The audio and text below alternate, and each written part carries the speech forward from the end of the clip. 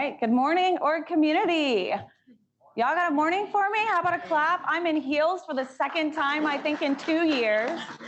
Okay, that's more like it. That's more like it. Thank you, Shevin and Carrie, as I so affectionately call them. Y'all feel free to steal that as you want to. I am really excited to be here. The vision that Kevin and Sherry have had for many years and the vision that I have to propel associations forward so that they continue their missions is very aligned.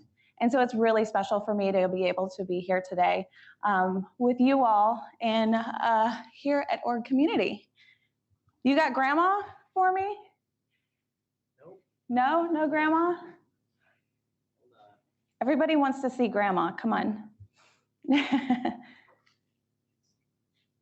I'm all out of jokes. I'm trying to think of a joke that I have. All right, we'll go ahead and jump into it. Oh, there we are. There's grandma. All right.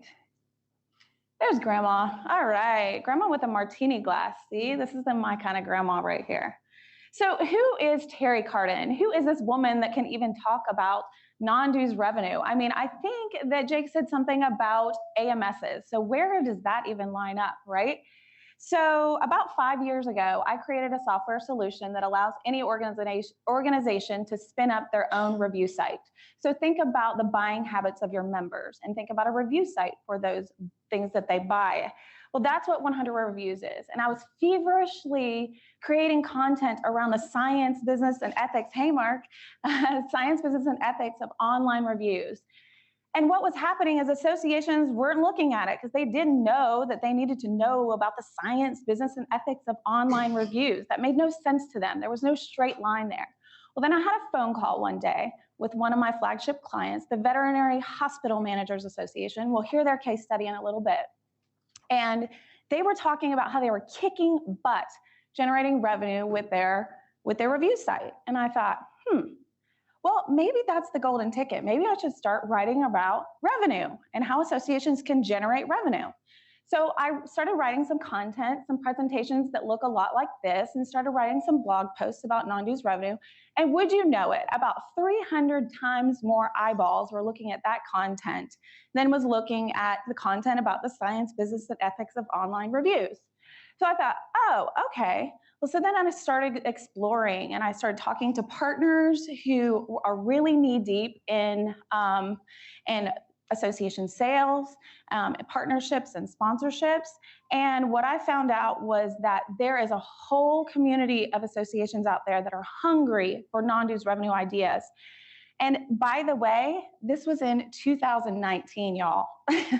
So this was pre-pandemic that I came up with this idea of non-dues-a-palooza, which would bring association executives together with product and service providers, and we could all talk about this very tough conversation of non-dues revenue and how we can continue to support our bottom lines so that we can continue to propel our missions forward.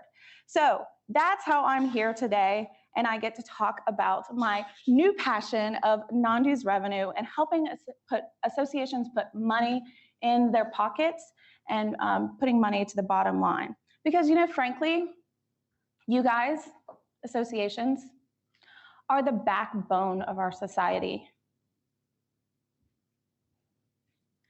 I believe that. And so I'm here today to help. Now, when I crafted this content, I decided to use images from my 2020 trip to Zion with my children. So if for some crazy reason you do not like my ideas, maybe you can live vicariously through me and my kids in our adventure to Zion. They have nothing to do with non-dues revenue. I just thought I'd distract you a little bit if you're bored with the content. So to get you in the mindset for today, I'll share one of my new favorites that helps me overcome my fears. I've had to overcome some fears in the last couple of years, try new things. Marie Sexton once said, I realize if I wait until I'm not scared to try new things, then I'll never get to try them at all. So what are the challenges that you guys are facing right now? Raise your hand if you've raised dues in the last 2 years. Okay, so what, was it not a popular idea? Not a single one of you raised your hands? You're telling me it wasn't a popular idea, right? It's kind of jarring for our members, especially in a time right now, right?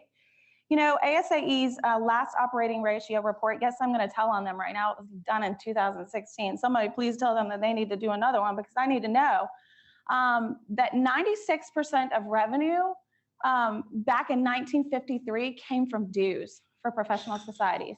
And now the average is about 30% of dues revenue is 30% of revenue is related to dues. So that's why associations are so hungry to fill that, to bridge that gap of non-dues revenue. So what do? Raising dues is not the best option. How do we start? I mean, honestly, if I wanted to be an entrepreneur, I wouldn't be sitting in the association management seat, right? I mean, why do I have to be coming up with new ideas all the time? You know, well, you know, we're not equipped. Associations aren't really equipped to start new projects like this. And most importantly, the challenge that we have right now is that millennials are taking over the workforce, okay? This is not new. Robots and millennials taking over the workforce. It's fine, okay? We accept it. But they're gonna be behind the decision-making wheel. And guys, they buy things a little differently than they used to. This generation buys differently, okay? They buy differently personally, and they buy differently for their organizations. And we need to be thinking about what we're offering our members in light of this, and what is the future of buying going to look like. So yes, that's Bernie in there. If you can find him, if you remember this meme, you know, I gotta keep it light, but that is a real picture that I took. So no offense to the grandmas in the room, okay? Your association probably has a lot of traditional revenue generators. Or as I like to call them, grandma's non-dues revenue generators. And I swear to you, I don't mean offense. I know I'm gonna be a grandma someday. It's coming. Hopefully I'll be the one with the martini glass, you know. But if we think about grandmas, think about grandma for a second, okay? We think of words like slow moving, maybe like an affinity program. Or we think of a place where we all go once a year to get fun little trinkets, eat good food. Somebody will tell a good story where there's a good lesson in there. We get warm hugs. If you're following along here, I'm on the third bullet point. This is the metaphor for education and events, okay? Or sometimes when we think of grandmas, we think of reliable, right? Like those books that you're selling in your e-commerce or that yearly benchmarking report. But we have got to be thinking about what else is coming down the pipe. So we're familiar with grandma, and we love grandma and her tried and true ideas, right? But when grandma's cobbler or her casserole starts to get a little off as she gets older, she passes down the recipe, and what happens? A lot of times we add something different to it. We jazz it up a little bit, right? And that's what we're gonna kind of talk about today. I'm currently working on a document called the largest resource of non-dues revenue in the entire world. Okay, I really am, guys. I really am working on this. Last week I told somebody, I said that I was working on this, and they go, oh, Teri, why are you stopping at the world? And I go, oh yeah, you're right. Let's make it the universe. So I am currently working on the largest resource of non-dues revenue ideas in the universe. Okay, I have like 500 ideas on my desk right now. Is that worth a clap? Come on, yeah. These ideas came from the community that I've been working with and around Non-Dues-a-Palooza over the last 2 years. And so some of the ideas that have been crossing my desk lately, by the way, these are not the 5 ideas we're gonna hash out, but these are some other things that I'm seeing crossing my desk. The same ideas, but somehow monetizing it, kind of figuring out that way that we can make money from something that we're already doing. New product or program ideas that are actually spun up under an LLC or a new for-profit entity. Consulting. I know 2 organizations right now that are spinning up consulting or coaching programs specifically for their members as they're continuing to go down their professional path. This is a consulting firm that's completely separate from the organization. It's its own entity, but helps feed that bottom line for the organization. Accelerator programs. I'm actually a member of an accelerator program for small businesses, but let me see who these guys are. The Independent Community Bankers of America recently developed an accelerator program that helps community banks directly engage and partner with early stage or startup companies focusing exclusively on community bank product development. Market intelligence. I'm seeing this cross my desk. As a matter of fact, a report by Avenue M Group found that 25% of associations derive revenue from benchmarking data, and 19% earn revenue from selling marketing intelligence. Are there ideas there that you could use your data somehow that other organizations outside you could use where you can help generate revenue for the bottom line? Mergers and acquisitions. Oh, the touchy one. I actually know a few merger and acquisition consultants, and they are saying in the association world, they are busier than they have ever been. The associations that didn't have deep reserves, or they put all their eggs in that in-person basket, those are the ones that look to bigger organizations or sister organizations to help them come up with these virtual events or come up with different education that they can offer in a unique way during pandemic times. And now what do you think is happening? They're going, wait, maybe there should be some collaboration here. So I know of several industries where either regionally or because they're related topics or related professions that are merging together. I think the key takeaway here with that one specifically is that we need to diversify what we're offering our members, and we need to be diversifying our revenue streams so that we're protecting the entire portfolio. That sounds a little like business talk, doesn't it? That's okay. That's the reality of where we are. And I threw in this last bullet point as a subliminal message. Y'all just take it all in, hoping that associations will adopt the idea of sunsetting the non-performing products and services. I have a head nod back there, Jay, thanks. In today's market, it is absolutely imperative to recognize your unique non-dues revenue opportunities. And you might be going, okay, Teri, well, how do I find those unique opportunities? So here I present you with me and my children flying down this hill on one of these little RAV4s or whatever that is, that little buggy. It was so much fun. But also the concentric circles, the Venn diagrams of what makes the perfect non-dues revenue idea. Let's start with our primary reason for existing. Your constituents. These are members or prospects. They need your products. They need your services. They need you to help them figure out how to earn more. They need you to help them figure out how to make their lives easier. When your association provides solutions that address these needs, you're going to enhance your ability to grow non-dues revenue. So ask yourself right now, stop and just ask this question, or you can write it down on your pad of paper, whatever you have. How do we know what our members want? I feel like I already know this answer for you guys. You're gonna say, oh, well, we survey them once a year, right? Okay, well, you know, that might be actually different than what they really need. They tell you they want might actually be different than what they need. So how are you identifying what it is that they really need? That's like marketing 101. So we need to be finding out what the members need. Okay, so that's concentric circle number one. Oh, the sticky one, those crooked sponsors and advertisers, right? Y'all know what I'm talking about. Don't act like you don't. It's okay. They want the connections to keep coming. When associations can offer unique opportunities and ways that companies can drive sales, yes, I'm saying that, the capacity to earn more non-dues revenue exists.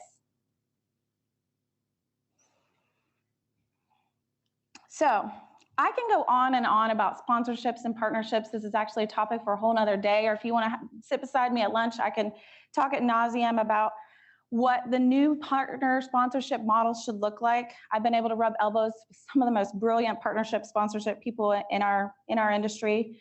But these companies want to sell things to your members, and they want to sell things to your prospects. And they are very focused on creating products that actually can help your members do their jobs better, earn more, engage more, right? They understand that your association is the representative body for the industry. And by supporting the organization, they earn awareness and they earn respect in this marketplace, your marketplaces. Sponsors and advertisers are always looking for new ways to stand out. They want to look different than the competition. So when you're talking to your top supporters, yes, I'm going to encourage you to pick up the phone and actually call them. You're going to ask them, what do you want? And here's something to write down if you take nothing else. If you pass this to your partnership, sponsorship, salesperson, whoever's on your team that deals with partners and sponsors, here's what they need to be doing when they pick up that phone. They're going to call that sponsor and they say, hey, we're so glad you've been a proud supporter of our organization for X, Y, Z years. You know that your 120 grand a year has actually been able to, help us have a staff person for the last 2 years, right? You're going to ask them one of these three things. What do you want? You're going to ask them because they want one of three things. You're going to ask them, what do they want? They're going to say they either want sales leads, they're going to say they want brand awareness, or they're going to say they want to be held out as a content leader. They usually want one or two of those things.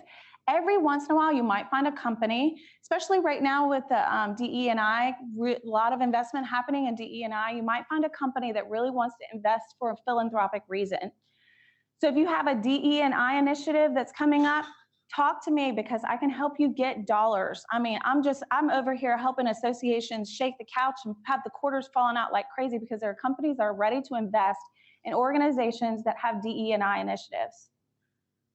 So, of course, that third circle here is that, once we meet the member's need, we connect the sponsors with those buyers, then ultimately it has to be an idea that generates actual revenue.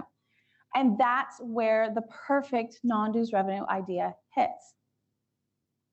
So what I promised you was number one, the why behind the importance for organizations to keep reinventing non-dues revenue opportunities.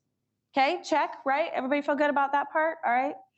And then 2 and 3 kind of come together in this last part of our conversation today. I'm going to present you with an idea. And then I'm going to share a real life use case of the idea, an association or an organization that's actually doing this. And then get your vocal cords ready because I'm going to call on you guys and get your hands and your thumbs ready to press that green button there. And we're going to talk about the staff level intensity that would take to actually make this idea come about. Because that's usually the first question that's asked is, oh my gosh, how much more work is this actually going to take, right? So you're going to feel that whenever I start talking about these ideas, you're going to be like, oh, okay, who's going to do that? And one of my favorite sayings is, if it's not somebody's job, it's nobody's job, right? And so it's got to go on somebody's desk. And so we're going to talk openly about the staff intensity. Are y'all ready for this? Can I get a thumbs up, a heck yeah, like a something? There we go. Thank you. I know we're not used to like being up and really doing things, being dressed and all of that by 9:30. I'm on Central Time. I feel good. All right. Who knows what retargeting is? Raise your hand. Who can clearly define retargeting for us? John, you want to lean into your mic back there and tell us what retargeting means? Oh, here we go. There you go. Retargeting is what happens when you've been searching for running shoes, and for the next 800 years, ads for running shoes showed up every single time you do anything on your phone or your computer. That's retargeting, and it's genius. Awesome. Y'all give John a round of applause back there. So Thank Terry, you. I thought that meant I had to go back to Target and return something. Oh, I don't have that in my script of what I'm supposed to say back to that. Oh, I love your quips, Shevin. Okay, so Yes, absolutely. Retargeting is going back to Target and then Target throwing you 500 ads. But okay, let's think about retargeting a sponsor's ad for the visitors that came to your site. So that's what using your sponsors might look like using retargeting. The retargeting tools in the industry we know are the likes of Feather or Facebook, Google AdSense, Amazon's retargeting tools. And for this, you would just drop the sponsor's ad in there. So what you might be thinking of retargeting, you're like, oh, I want to retarget my white paper. I want to retarget the annual conference that's coming up. So everybody comes to our site, they go to weather.com and they're going to see our ad for our event. Well, this is actually putting your sponsor's ad in there instead of your own. So it's important to ask sponsors what they would pay. And so here's the example of GBTA. Is there anybody from GBTA in the room? Yeah, okay. All right, I was gonna have you tell your own story, but that's okay. This is an older idea that is still tried and true, but clearly their situation looks a little bit different now with the pandemic and the global business travelers not being so global business travel-y, but their sponsors were the likes of Hyatt, MasterCard, Amtrak, and they sold the retargeting for $1 per impression in blocks of 5 to 10,000. So if you're familiar with how these ad systems work, you basically can put a threshold on how many views or how many clicks, and you set that threshold along with the sponsor. They buy it in $5,000 to $10,000 blocks. Here's an example of it in real life. You can see Enterprise Rent-A-Car is thrown up on the weather.com page, and Enterprise paid either $5,000 or $10,000 based on what they wanted to do for the amount of views. And this was really good because the people that came to gpta.org then were served up this ad of Enterprise, okay? Does everybody follow along there? Now, what do you think that the staff intensity is for an initiative like this?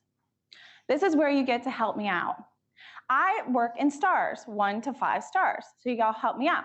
1 star means this is a pretty low intensity. 5 stars means this is pretty intense on staff.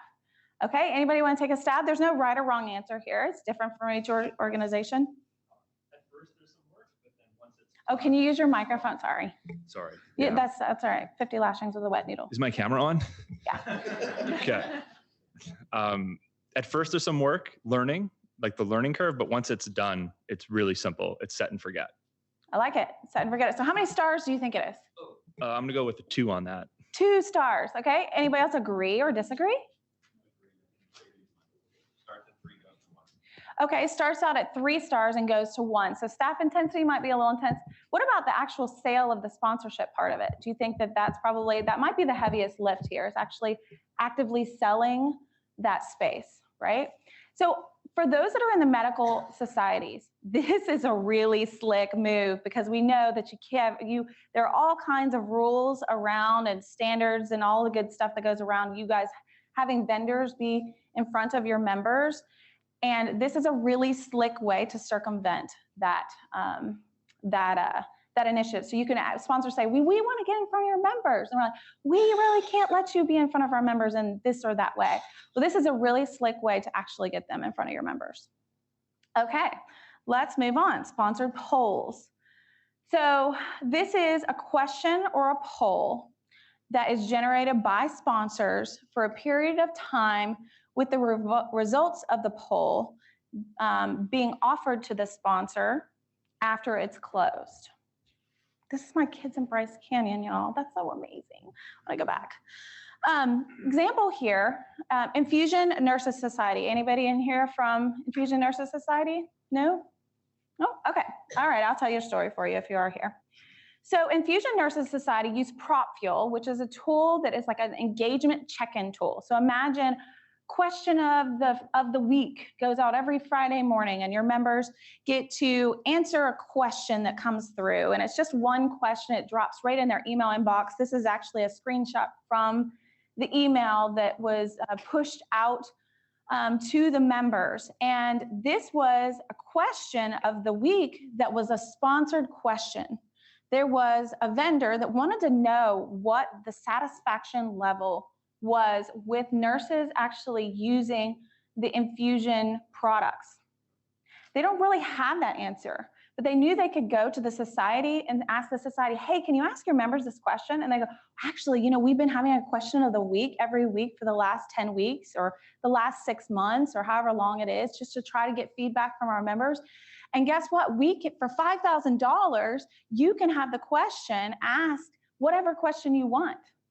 And so they were able to then get this question sponsored and get the feedback. Now, it was not individual feedback that they were getting. They were seeing who specifically was having the problem. But then they had this market research, and they could say, oh my gosh, 80% of infusion nurses actually hate this experience. So now our marketing can go to tap into the need of the nurse. Another example of this is actually my own example. So for Non-Duzapalooza, every other week I was sending out a question. And questions were things like,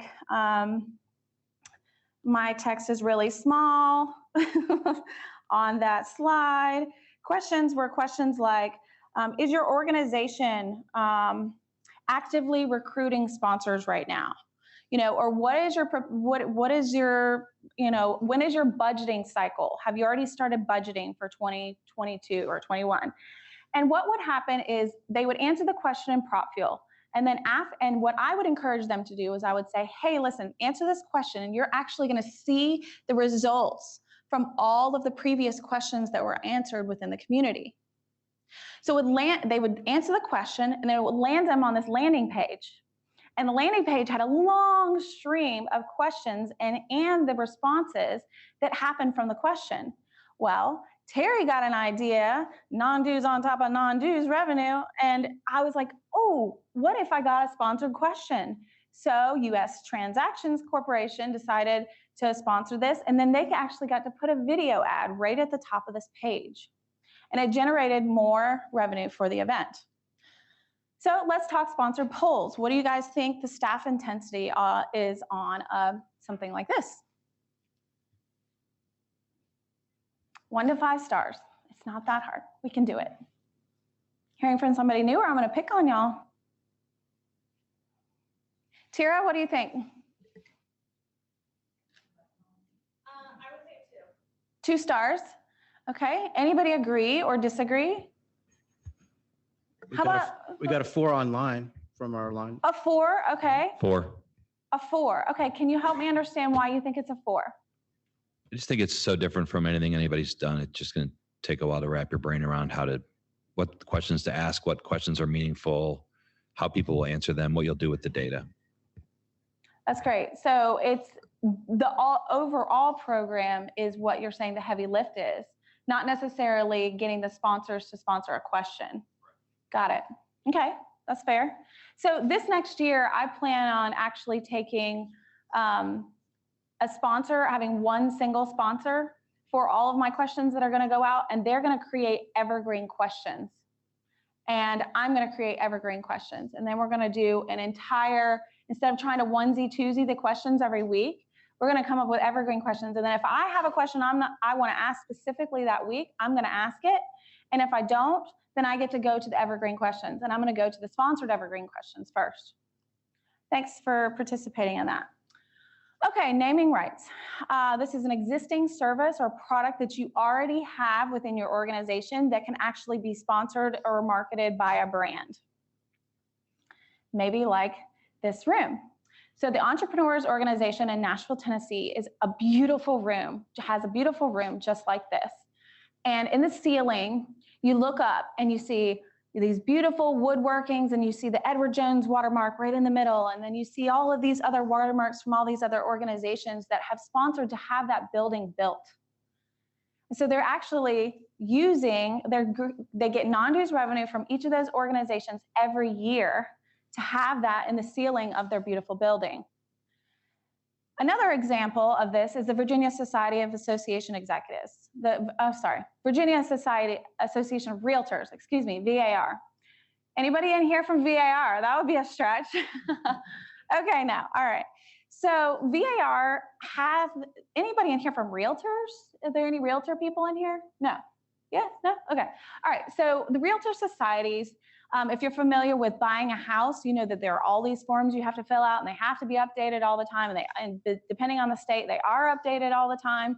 Well, VAR in their online community had these forms. And every single time a realtor needed to get a form to sell a house, they would go into this community, download the resource, and then have the most updated resource. This was the most used or most downloaded resource in their entire online community, in their entire website, in their entire ecosystem of resources that they offered their members. And one day, a sponsor called them and said, hey, it would be really cool if this was such and such group by us. And what would be really cool if we could actually have our name associated with this group where this resource is. And then every time an association or a member goes in to access this resource, they see our brand. Back to brand awareness, they wanted this brand awareness. And so VAR sold that the naming rights of that resource. And all it was having their name alongside this form, saying that they're the sponsored form. And they loved having that visibility, and they paid big dollars for that, for VAR's bottom line anyway. So what do you think the staff intensity is on something like a naming rights? 1 to 5 stars. 1, did I hear 1? 1, okay, back in the corner. Do you feel comfortable sharing why?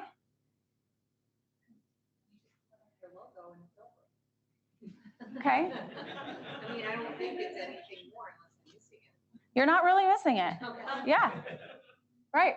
So are there products and services that you're already offering your members where you're missing the opportunity to put a brand alongside it? Thank you for sharing. What? There was a question online from Tanya. She said, what about naming rights for events like an association's annual conference? Anyone have heartburn over that? Oh, I mean, that would be a big one to rename. Yeah, I mean, you have to know what the appetite is for the membership with something like that, and you would have to know what the appetite is with other vendors, maybe competitors. But yeah, I mean, I can brainstorm that one all day long. That sounds like a lot of fun. That's a good one. Also, you have to be careful of the ACCME rules. Yeah, potentially. So definitely whatever, in any one of these ideas, you want to know whether it's, you need to know about GDPR, what cookies are dropped, or whatever standards are within the organization. You need to know those before you just go slapping logos alongside things. Yeah. Okay. Oh yeah, Greg. I love this idea, but one of the things on brick and mortar, and you said it was a passing comment, but I think it's really important, was they pay an annual fee. There are a number of associations that have conference, like there's one association, they refer their conference area, their conference rooms, to the Hall of Losers, because it's all companies that sponsored rooms that many of them got indicted. Some of them went out of business. I mean, none of the companies are in business anymore. And their boardroom is named after a company that was indicted by the FEC. And they can't take the name off the board because the company still exists, and the company's is now saying to the association, you can buy our naming rights back because we have to pay off our bankruptcy creditors. So they can't take the name off their boardroom. So I think when you name something, it's not like a college that, 100 years from now, nobody knows who that person is. It's just that name of the hall. I love the annual. Charge them every year, just like the stadium deals, right? Stadium deals have a limited amount of time that they keep the name. Mm-hmm. And then if it gets more valuable, you can raise the price every year too, right? I mean, I like the way Greg Fine thinks. Thank you, Greg. That's a really good point. Okay, so I'd be super remiss if I did not talk about online reviews for products or services within the industry.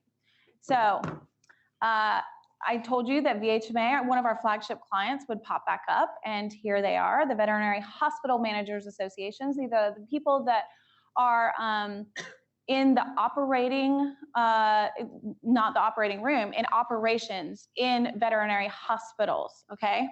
So they spun up their review site, and their review sites, these are pieces that I've pulled from their review site. They had a buyer's guide, and their buyer's guide had three companies who are invested in having some sort of primary placement. How many people in here have a buyer's guide for their members? Raise a high. Don't be afraid. It's okay. Buyer's guides it's not bad. Why are you laughing? Because buyer's guide's not working?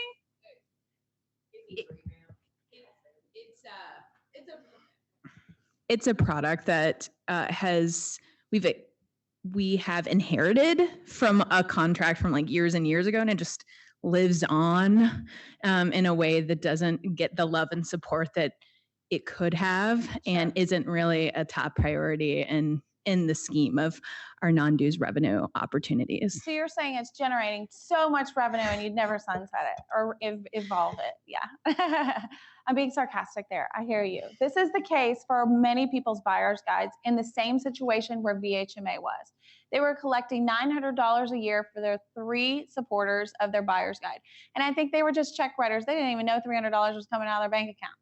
So they spun up a review site, and they were able to take all of their products and services and categories that they had in the buyer's guide and put it into a review site. So their members were now able to give reviews on the products and services that they were buying for work. So what happened is they put a salesperson on it, a part-time salesperson at that. And they went from 3 suppliers invested in their buyer's guide to, I counted the other day, every time I go in there, it goes up to, I think they have over 40 people, over 40 companies who are now supporting the review site. So this means they get primary placement, they get to reply to reviews, they get to see what people are saying about their competitors, they get to see what people are saying about their products and services. And so the association, at the end of the day, ultimately has the largest data asset of end user reviews in the veterinary hospital market. Imagine what that's going to look like in 5 years or 10 years. That is like going to be, that's a huge resource. Oops. So let's talk about staff intensity. I already know the answer here, but I'm just curious what you guys are going to say. What's the staff intensity, 1 to 5 stars, on what you think it is to spin up a review site? Tell me what you guys think. I haven't heard from my back row back there. Pick on you guys. How about you? Can you help me out? I would say probably 5. A 5. Yeah. Okay. Everybody agree? Oh, this is my 2-minute time, and time's up. Okay, here we go. So a 5, you want to help me understand what's your thought process on that? I think it would take a lot of pre-planning organization, a lot of strategy going into who you would link out to, and then what you do with the information that you gather. So you need to not only have the platform, but also the know-how and the staff to support the entire piece, which I guess directly means staff intensity. But yeah. So this is a completely new idea and product that you would have to present on both the sponsor side and the member side, and then market the heck out of it, right? So you're right. When I do this presentation, a lot of times I do get a 5 here, and that's okay. Sometimes the 5s are the ones that generate the most revenue, though. Just gonna put it there. Okay, virtual events. At the very top of the day, Dan Stevens was mentioned, and one of my favorite quotes that I've been able to use throughout the whole pandemic that he said to me very early on. He's one of my mentors. He's also an EO. He used to be the president worldwide, so I have a great admiration for him. But he said, you don't have to trade pennies for dollars. How many of us traded pennies for dollars once we went to virtual? I can see a lot of hands probably raised here, right? Okay, thank you I saw that shy hand, but it was very like, yep, we did. You know, there's a lot of opportunities, and I'm happy to talk ad nauseum. Yes, for real, ad nauseum. Okay, I'm wrapping up. About opportunities for virtual events and where all the low-hanging fruit is for you to generate revenue. My passions right now are cohorts or these solution sets or chats for charity. I've seen these work really well in the last few months even. So at lunch or anytime throughout the day, I would love to talk more about all of the ideas around virtual events. And since they're all over the map, I'm not going to go into a lot of detail about we don't have to answer the 1 to 5 stars on the intensity there. Create a plan that will result in a profit. Think about that you're starting a small business. It generally takes 3 years for a business to get in the black. So be patient, okay? Make great estimates on what it takes to onboard and train and calculate the ongoing expenses of these ideas. Then you actually have to make the sale. You have to make the ask. Yes, associations, if they want to generate revenue, guys, I'm here to tell you, you have to sell, okay? And that stinks that we have to put our associations in that space. But if you're providing, think about those concentric circles. If you're providing what the member needs, what the sponsor wants, and it generates revenue, that's going to create the ideal non-dues revenue idea. And then please, after 3 years or so, testify or sunset. This is my beautiful daughter. See, proof that we were actually having a good time. This is my slide for a little schadenfreude, for those of you that know what that means. If you don't, that's okay, go look it up. Then you really did learn something while you were here with me today. But I promise you I'm a good mom. We were having a really good time. I do have a parting thought here, I promise. So I'll leave you with this quote. It will hopefully put a bow on these ideas, encourage you for today. Mark Twain once said, "The secret of getting ahead is getting started." So I'm Teri Carden. I will be here all day. Cheers to you for your passion to learn. Thank you again, Shevin and Carrie, for allowing me to be a part of this.